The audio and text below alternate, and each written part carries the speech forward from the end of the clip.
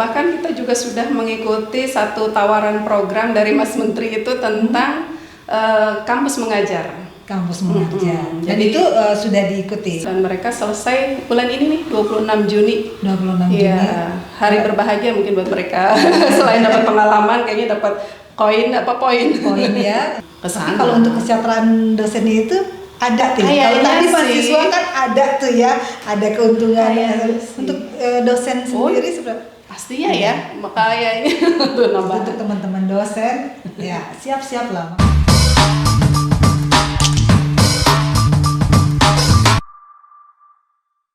Assalamualaikum warahmatullahi wabarakatuh.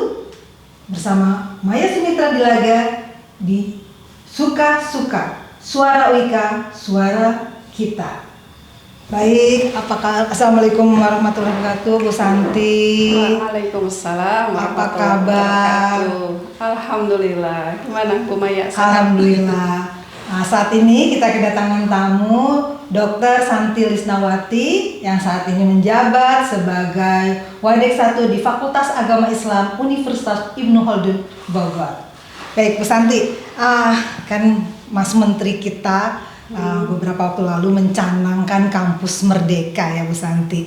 Bisa diceritakan nggak sih Bu, apa sih kampus merdeka itu dan gimana penerapannya di sini? Oke, baik. Terima kasih Bu Maya ya.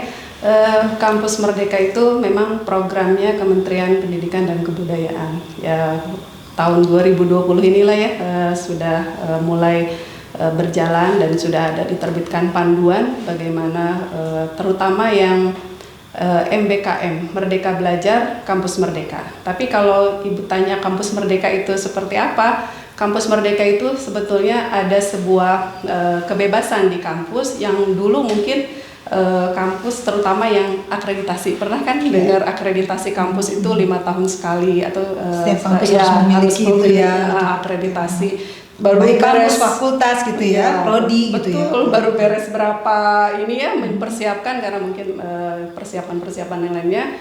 Tak lama lagi kampus prodi yang lain akreditasi lagi. Jadi setiap tahun tuh kalau prodinya banyak dia bisa tiap tahun mengadakan akreditasi. Tapi setelah kampus merdeka ini program studi memiliki kemerdekaan atau kebebasan untuk mengajukan reakreditasi. Kalau dirasa reakreditasi nanti akan ada kenaikan, akreditasi nanti akan ada kenaikan, misalnya dia punya kenaikan dari kerjasamanya atau mahasiswanya meningkat atau SDM-nya lebih bagus atau riset-riset dosennya udah keren-keren gitu ya, mungkin bisa juga dia mengajukan reakreditasi. Tapi kalau rasanya kok nggak ada yang banyak berubah ya, maka dia tidak perlu mengajukan akreditasi ulang, jadi akan otomatis dilihat di online sekarang. Kebetulan kami sudah mengikuti masa itu ya, yang satu itu akreditasi, yang kedua merdeka untuk para mahasiswa. Jadi mahasiswa itu kalau dulu kan di kampus duduk sit in gitu ya, paling sesekali ada program magang ya, itu pun kadang-kadang menyita waktu mereka dan pulang mereka kadang-kadang tidak direkognisi SKS-nya dan lain sebagainya. Nah kalau sekarang ada tuh program yang namanya Merdeka Belajar gitu. Ya, jadi bisa dikatakan secara garis besarnya ada dua ya, tadi reakreditasi itu sendiri dan tadi Merdeka Belajar. Jadi sebenarnya sudah aman ya yang reakreditasi ya, karena nggak harus waktu itu kan 5 tahun kita sibuk lagi ya seperti itu. Kemudian yang kedua adalah untuk yang mahasiswanya tersebut. Bisa digambarkan nggak detailnya seperti apa? Tapi yang Merdeka Belajar tadi itu sebetulnya yang kampus Merdeka itu sebenarnya ada 4 program ya. Tapi yang saya ngalami banget sih yang 2 inilah Merdeka dalam Belajar. Dalam artian sudah diterapkan ya di fakultas betul. Di studi sendiri. Karena yang 2 itu saya juga tidak menerapkan, katanya PTN, BLU apalah gitu ya. Karena kan ini swasta ya, jadi saya juga kurang concern. Tapi mohon maaf nih Bu Santi, berarti sosialisasi kampus Merdeka itu sebenarnya sudah sampai atau belum? Oh, sudah ada. Di website sendiri udah ada tuh Merdeka Belajar Kampus Merdeka. Sudah ya, berarti termasuk ke mahasiswanya itu sendiri. Betul, bahkan kita juga sudah mengikuti satu tawaran program dari Mas Menteri itu tentang kampus mengajar. Kampus mengajar. Dan Jadi itu sudah diikuti. sedang nih mereka bulan Maret kalau nggak salah, mereka tanggal 22 itu sudah mulai pergi ke lapangan ya, ke sekolah-sekolah yang ditunjuk oleh pemerintah, dan mereka selesai bulan ini nih 26 Juni. 26 Juni. Iya, hari berbahagia mungkin buat mereka. Selain dapat pengalaman, kayaknya dapat poin Ya untuk portofolio mereka juga yang kedepannya seperti apa. Nambahin itu uang saku juga. Ini ya itu yang istilahnya term pertama mungkin ya, seperti itu, atau yang tadi ada batch 1 ini baru 1 kali angkatannya. Baik, terus kalau misalnya tadi ya mahasiswa mau ikut ke dalam Merdeka belajarnya, itu apa aja prosedurnya? Jadi yang ditawari Merdeka Belajar itu ada 8 kegiatan. Orang suka bilangnya BKP, bentuk kegiatan programnya itu ada 8. Yang familiar buat mahasiswa, 1 pertukaran pelajar. Kita pernah ya waktu itu mungkin Bu Maya ada pertukaran pelajar baru mau internal atau mau internasional ya. Terus yang kedua ada program magang ke industri gitu ya, itu mungkin PPL ya kalau di program kami. Sebetulnya sebelum ada MBKM juga itu sudah jalan. Yang 1 pertukaran pelajar kami juga sudah berjalan. Terus yang tadi magang ke dunia industri juga sudah ya, ke perbankan, ke tempat UKM gitu ya dan sebagainya. Terus yang ketiga asisten mengajar. Asisten mengajar. Jadi mahasiswa boleh ikut itu ya, meskipun baru. Biasanya ada di semester berapa? Ini kebebasan mereka untuk bisa mengambil keluar prodinya gitu ya, nggak duduk aja di dalam kelas itu semester 4 beres, 5, 6, 7 mereka udah bisa keluar. Oke. Kecuali kalau yang semester 8 skripsi ya mereka udah harus fokus lah untuk penyelesaian skripsinya ya. Luar biasa tuh ya, jadi bisa ikut jadi asisten mengajar. Kalau dulu kan kita harus untuk jadi asisten mengajar ada ketentuan tersendiri, ada kriteria. Ini semester 4 tentunya sudah bisa diikutsertakan. Sudah bisa ya, tapi ada kriteria nilai dan sebagainya tentu masuk ya. Ya tetap ya, nilai dan tentu mahasiswa yang rajin gitu teman-teman bisa. Gimana kalau IPK-nya rendah terus dia harus ngajar, pasti ada yang skip tuh kalau ngajar. Harus tetap. Baik. Berarti itu lanjut. Terus ada program yang kita suka bahasa kita dilaksanakan nih, namanya KKN, kuliah kerja nyata ya. Kalau di pemerintah tuh ada namanya membangun desa.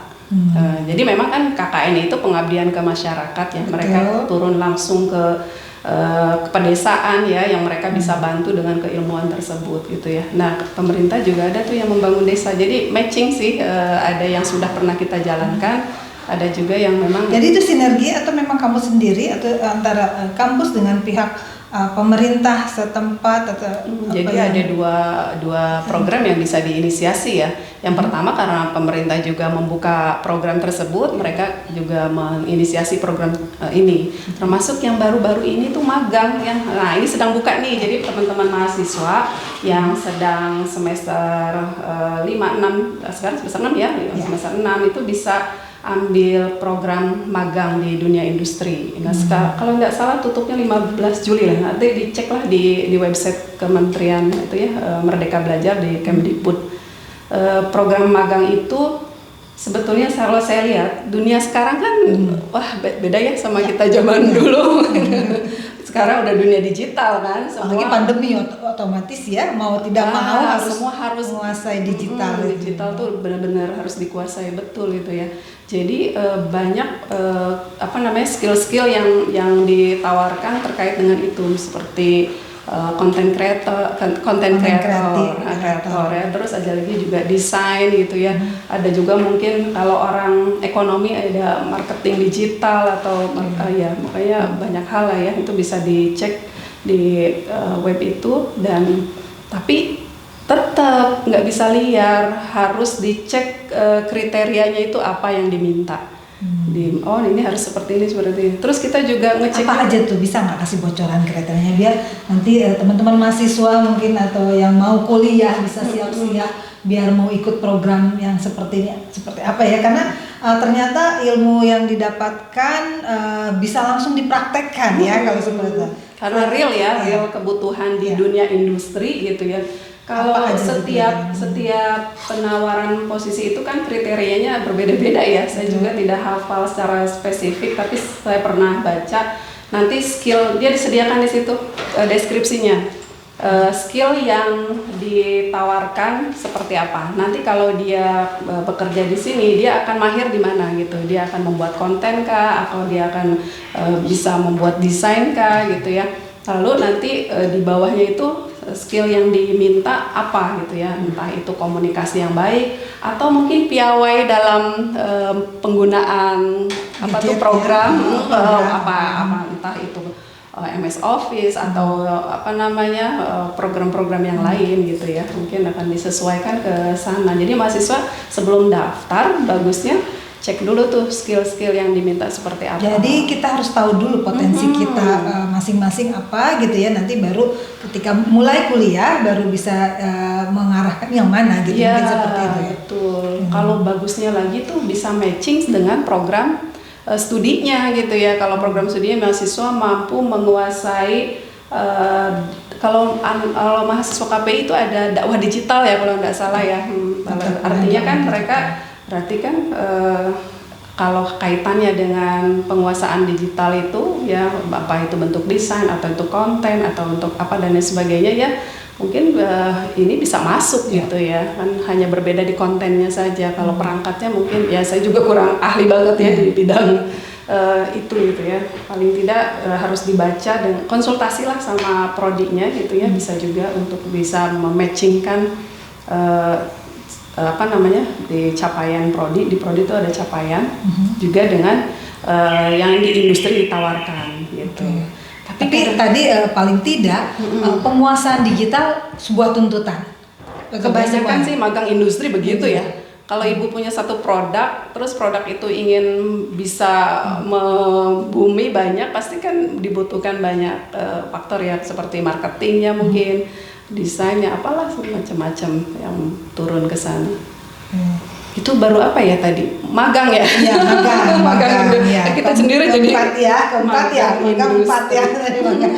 Nah, selanjutnya setelah magang ada tadi KKN ya, yang keempat tuh KKN. Kalau KKN ya, KKN membangun desa itu ya, banyak tuh yang dikerjakan mahasiswa, mengangkat potensi-potensi yang ada di masyarakat, yang ada di satu desa. Jadi desa itu jadi berdaya ya, mempunyai apa namanya, bahasanya pemberdayaan di masyarakat ya. Yang tadinya mungkin ada satu danau yang sebenarnya indah gitu ya, tapi tidak begitu aja gitu ya. Akhirnya bisa dikreasikan di situ. Jadi menggali potensi desa itu sendiri, pemberdayaan baik, mungkin sumber daya alamnya, gitu. Sumber daya manusianya mungkin ya, nanti mengarah ke ekonomi bisa jadi itu ya, sebetulnya arah ke sana. Atau di dunia pendidikan juga sama ya, misalnya ada lembaga-lembaga yang secara program kurang begitu berkembang ya, mungkin bisa orang-orang pendidikan bisa mengembangkan program di situ sehingga bermanfaat bagi masyarakat. Itu KKN itu. Iya. Baik, selanjutnya program selanjutnya baru 5 ya. Sebenarnya banyak lagi, ada kewirausahaan. Tuh, Ibu mau jual apa wirausaha? Sekarang kan ini ya, kewirausahaan tuh betul-betul. Jadi kewirausahaan itu mahasiswa sendiri dituntut untuk praktek punya sebuah usaha. Iya, tapi saya belum dalami yang jenis kewirausahaan. Karena memang ini juga masih tahap sosialisasi mungkin ya. Terus satu lagi ada program tentang riset juga. Jadi mahasiswa kalau mau melakukan riset, dia datang ke lab atau ke lembaga riset tertentu gitu ya. Itu ada di sana. Jadi yang baru dijalankan oleh kami itu tadilah pertukaran pelajar yang pernah dialami ya, KKN, magang di industri, asistensi mengajar, lumayan ya, baru sudah separuhnya itu lah. Akreditasi tadi ya. Ya, udah ngalami juga reakreditasi. Tadi kalau bentuk tadi sempat disebutkan bentuknya berupa untuk mahasiswanya rekognisi ya. Itu bentuknya apa ya untuk mahasiswanya itu sendiri? Biasanya kan kalau magang sudah magang lama, pernah nggak sih Ibu ngalamin kalau waktu libur kuliah pengen coba kerja ini kerja itu gitu ya? Kalau saya sih waktu gitu ya. Waktu pernah ya, zaman mahasiswa dulu kan begitu ya. wah kalau kampus libur nih seminggu 2 minggu ngapain ya gitu ya. Akhirnya saya juga pernah tuh ikut pendataan ngentri data ngentri data purnawirawan MPR DPR waktu zaman dulu gitu ya. Kayak gini ya ternyata kerja itu ya pergi mulai kerja jam 8 selesai jam 4 gitu kan. Office hour lah ya. Office hour. Ngentri ngalamin harus begini dan sebagainya. Itu mungkin yang lain ngalami yang lebih banyak lagi ya. Dan itu terkesan ya membuat kita juga disiplin gitu kan. Mau nggak mau kan harus tanggung jawab gitu kan. Kalau enggak juga kan ada yang ngawasi dan lain sebagainya gitu. Jadi banyak hal yang sebetulnya bisa manfaatkan oleh mahasiswa, dan ini mungkin tujuannya MBKM itu supaya mahasiswa makin tangguh mungkin ya, tidak hanya menguasai yang ada di dalam kelas tapi di praktek nyatanya dia juga piawai gitu, pandai lah ya, gitu betul. ya. Karena tadi salah satu tujuannya tadi menjadi tangguh, relevan dengan kompetensinya ya seperti itu, dan ilmu yang diambilnya seperti itu. Terus juga ada mungkin bentuknya apa, langsung ke bentuk kegiatannya atau apa ya, seperti ini mengambil, kita mahasiswa jurusan apa tapi bisa diceritakan nggak? Jadi ada pesan dari ininya ya, dari program tersebut, dari MBKM. Jadi yang dianggap SKS, kalau dulu kan SKS itu jam mengajar ya, jam belajar kita sekian belajar gitu ya. Nah sekarang makna SKS itu bukan jam belajar, tapi jam kegiatan. Kalau mereka berkegiatan berapa jam, maka itu setara dengan berapa SKS gitu. Konversinya. Nah yang sekarang yang berjalan ini kan kampus mengajar. Mereka pergi ke sekolah yang sudah ditentukan, lalu mereka praktik sebagaimana yang mengajar guru-guru. Lalu berapa lama tuh mereka di sana? Itu dikonversikan, ternyata mereka diakui paling tidak 12 SKS. Lumayan ya 12 SKS. Jadi ngurang-ngurangin kan, yang tadinya 144 udah diambil berapa SKS tuh misalnya 100 ya. Bisa dikatakan juga berarti ini bisa mempercepat masa waktu perkuliahan. Betul.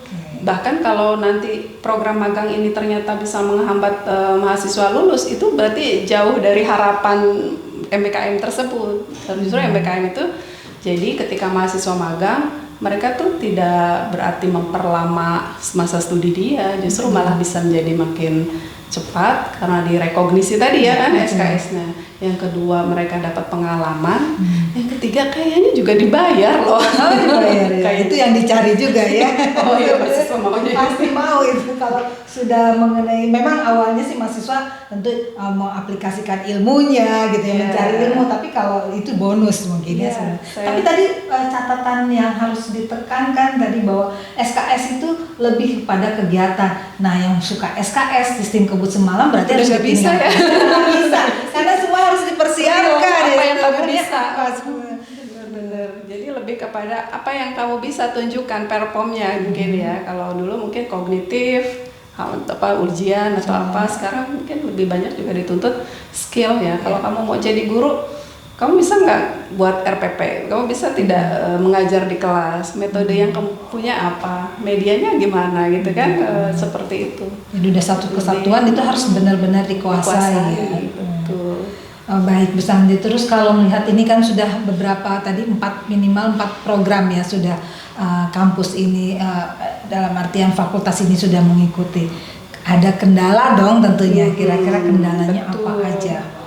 Pertama tentu ini hal baru, kadang-kadang komunikasi dan informasi itu yang kita belum ada yang dapat, ada yang tidak. Terus akhirnya nanti akan berpengaruh kepada persepsi kan, kalau namanya informasi belum utuh itu kan persepsi juga mempengaruhi ya. Ini apa sih maksudnya gitu ya? Kok ada seperti ini, nanti harapannya begini, nanti kesini, pokoknya pasti berbeda dari itu. Nah jadi kendala ya, yang pertama adalah tentunya informasi ini mungkin harus kami lebih sosialisasikan lebih menyeluruh ya.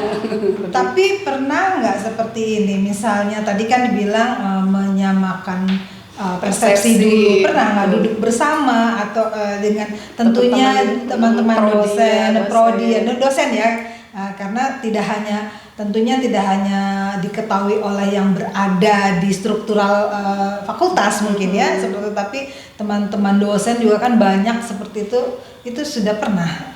Oke, seingat saya kan karena kita programnya universitas ya, jadi informasi awal tentunya ada dari universitas. Dari universitas juga sepertinya sudah memberikan informasi-informasi, dan bahkan juga ada petugas-petugas khususnya PIC yang menangani setiap kegiatan yang ada di sana gitu ya.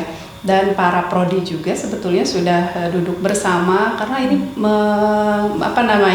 akan berimbas kepada kurikulum juga ya. Jadi ketika mau direkognisi, ini modelnya seperti apa? Apa terstruktur kah? Apa model yang bagaimana gitu ya? Itu memang satu wacana yang kadang-kadang di tataran ideal, keren nih, bagus nih ya. Terus pas teknisnya gimana ya? Gitu ya. Ini kan barang baru ya. Yang kalau saya suka berpikir gini, sesuatu yang kita bayangkan secara linier kan begini gitu ya, udah kebayang. Tapi ada sesuatu yang di luar pola gitu ya. Dia harus, kalau kita kan mikirnya transkrip kayak gini, nanti ini gimana ya kalau misalnya ada mata kuliah yang beda. Atau apa gitu ya. Itu akan ada lah persepsi-persepsi yang berbeda gitu ya. Tapi insya Allah untuk yang pertama ini kan sudah terbayang nih, teman-teman yang semester 6 ini mengambil 12 SKS, otomatis kan pengalaman lapangan dia udah dapat. PPL dia sudah tidak perlu lagi. Jadi kan kita bisa mereduksi tuh mata kuliah tersebut, sehingga tidak perlu lagi dia mengambil SKS untuk mata kuliah, karena sudah tercover dengan kegiatan dia di lapangan tadi ya. Berarti luar biasa banget ya program ini. Tapi tadi juga harus menyiapkan, tadi ada PIC-nya. Berarti SDM perlu ditambah atau emang harus ada yang khusus tadi? Ya, dari universitas mungkin masih bisa tertangani oleh yang relevannya ya. Kalau masih ada, kan ada bidang kemahasiswaan kan ya, ada wakil dekan kemahasiswaan gitu ya, ada yang bidang kerjasama. Atau banyaklah mungkin ya, dosen juga sebenarnya dosen juga bisa loh menjadi pembimbing di kan. Nah itu yang mau saya tanyakan tadi kan, sempat kayaknya di penjelasan Bu Santi ini lebih kayaknya menguntungkan mahasiswa dan juga dosen. Sekarang dosennya kalau nggak salah gini, logikanya setiap mahasiswa yang datang ke lapangan kan perlu ada pembimbing gitu ya. Kalau nggak salah itu ada program namanya dosen juga untuk membimbing mahasiswa yang tadi program kampus mengajar. Cuma saya tidak ikut di dalam bagian itu ya, karena terlewatkan istilahnya ya saya. Tapi ada kawan-kawan yang juga membimbing. Samalah seperti kita melepas mahasiswa untuk praktek mengajar di sekolah, lalu kita bersama-sama mahasiswa mendiskusikan apa sih yang sudah dikerjakan, lalu apa kendalanya, lalu apa yang harus dikerjakan selanjutnya gitu ya. Itu diskusi terus, membimbing sampai selesai program. Sama kayak KKN juga ya. KKN juga ketika mereka pergi ke desa gitu, kita juga turut memperhatikan mereka sampai memastikan kamu tinggalnya di mana gitu ya, sampai aman apa tidak, terus programnya apa saja, terus membimbing langkah-langkah sosialisasi program, pelaksanaan program, sampai mereka pulang kita pastikan utuh gitu ya, pergi 8 pulang 8 gitu ya, oke semua gitu. Itu juga dibuka sepertinya oleh pemerintah, tapi saya belum ikut jadi membimbing di dalamnya. Berarti memang tanggung jawab juga sangat besar. Mau tidak mau ya, karena mereka harus menyiapkan kesana. Tapi kalau untuk kesejahteraan dosen itu ada tuh. Kalau tadi mahasiswa kan ada tuh ya, ada keuntungannya. Untuk dosen sendiri sebenarnya pastinya ya, kayaknya untuk teman-teman dosen ya siap-siap lah, maka kita ambil program ini segera aktif ya. Jadi keaktifan ini tidak hanya untuk mahasiswa, tapi dosen juga dituntut. Orang-orang sivitas akademik ya, mau dosen mau mahasiswa di situ betul-betul bisa ikut turun langsung di dalamnya. Program magang, program asistensi gitu ya, asistensi mengajar. Ya menyenangkan mungkin ya kalau mahasiswa mendapat pengalaman baru gitu ya. Sejauh yang saya alami, setiap praktek mengajar itu pasti mengesankan, karena sesuatu yang di luar kebiasaan kan. Kalau belajar di kampus, di kelas, mungkin hanya berapa persen yang kita ingat ya, tapi pas mengajar di lapangan kita masih ingat ya, ada pesan dari guru pamong begini masih ingat tuh. Kalau saya sih masih ingat ya. Jadi waktu praktek magang waktu libur juga ya, saya harus pergi pagi terus gimana kerja dan lain sebagainya masih teringat gitu ya. Jadi memang sesuatu yang dikerjakan itu akan masuk ya ke pikiran, ke hati, karena semua ini bekerja kan. Ada sinkronisasi dan sinergi ya tuh pikiran, hati ya. Terus dikerjakan, ada hasilnya ya mungkin seperti jadi itu. lebih klik gitu ya, lebih menyatu rasanya gitu. Baik Bu Santi, bergeser ke tadi apa yang sedang mahasiswa tadi sudah terlaksana adalah mengajar ya tadi itu berapa persentasenya yang ikut dari program yang pertama ini? Memang belum banyak ya, karena kemarin juga informasinya ya itu lagi-lagi ya, information is power kata saya. Informasi itu penting banget gitu ya. Kadang-kadang kita tahu informasi, nggak tahu udah kelewat, akhirnya nggak bisa ikut maksimal. Jadi dari sekian banyak yang daftar itu tidak semuanya diterima ya. Kita juga baru 4 prodi ya yang mengikuti dan itu juga belum banyak. Lalu dikirimnya terjauh kemana? Mereka itu karena memang orang Bogor diprioritaskan tidak jauh dari provinsi dia berada. Kalau di Jawa Barat, jadi untuk prakteknya pun disesuaikan lokasinya ya. Sesuai provinsinya. Sesuai provinsi. Kalau mau ke Aceh mungkin dari Jawa Barat ke Aceh kasihan kan kosnya terlalu. Karena kalau tidak salah waktu itu pernah ada Indonesia Mengajar juga itu yang bisa ditempatkan di beberapa wilayah yang berjauhan. Betul. Saya pernah lihat juga ya program Indonesia Mengajar itu lebih kepada pelosok-pelosok lintas provinsi ya. Tapi mungkin metodenya sama ya sekarang lebih diterapkan di beberapa kampus dibuka gitu, silakan. Mungkin seperti itu bisa dikatakan seperti itu. Ya, karena sifatnya dari pusat ya, jadi itu terbuka untuk seluruh mahasiswa se-Indonesia pastinya kan mau ikut program itu. Sampai ribuan tuh yang mendaftar di. Luar biasa, mahasiswa kita juga antusiasnya berarti bagus ya. Betul ya, semangat ya mereka berarti ingin mendapat sesuatu yang berbeda gitu ya. Tapi tadi ya intinya adalah bagaimana menciptakan mahasiswa yang kreatif, unggul, tangguh, ya dan relevan gitu ya. Tapi kunci utamanya satu lagi Bu Santi, bisa kunci utama dari segalanya apa sih? Tadi kita tangguh sudah nih, sudah siap gitu. Kalau saya sering menyampaikan ke mahasiswa begini, segala sesuatu itu kan pasti ada tantangannya tersendiri ya.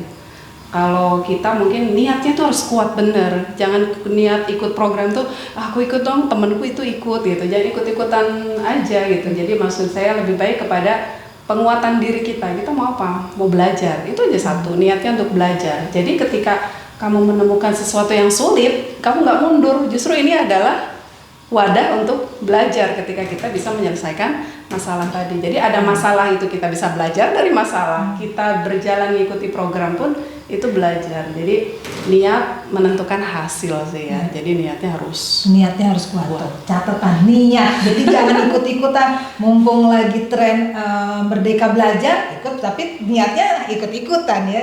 Jadi kembali lagi ditekankan niat ya. Betul. Ya, mudah-mudahan teman-teman yang mau ikut program ini niat dulu, nanti akhirnya yang menjadi mahasiswa tadi yang tangguh dan sebagainya itu bisa menyelesaikan masalah dengan baik, karena niatnya juga memang dia mau belajar gitu ya. Terus yang berikutnya itu niat itu sebenarnya lebih kepada dorongan tadi ya, motivasi. Kalau dalam itu mungkin jadi daya dorong dia untuk bisa tangguh, tahan, ulet gitu kan ya.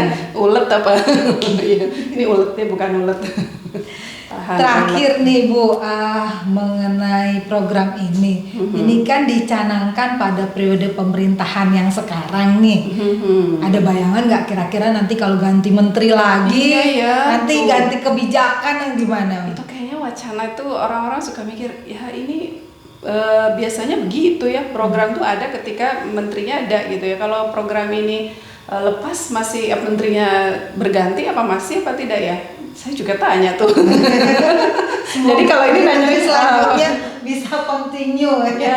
Artinya kalau program ini baik, bagus, lah dievaluasi saja ya.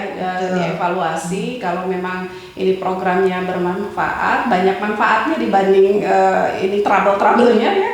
Saya kira yang bagus dijalankan terus gitu ya, jangan berubah. Kasihan kan ya kalau udah jalan itu udah menyiapkan segala halnya gitu ya, lalu berganti juga kan sayang gitu ya. Jadi kalau yang bagus tetap dilanjutkan gitu. Tentu lewat evaluasi itu.